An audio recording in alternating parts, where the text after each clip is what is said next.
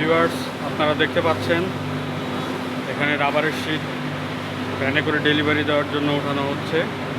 এই সমস্ত শীট জুতা এবং ব্যাগের কাজে ব্যবহার করা হয়।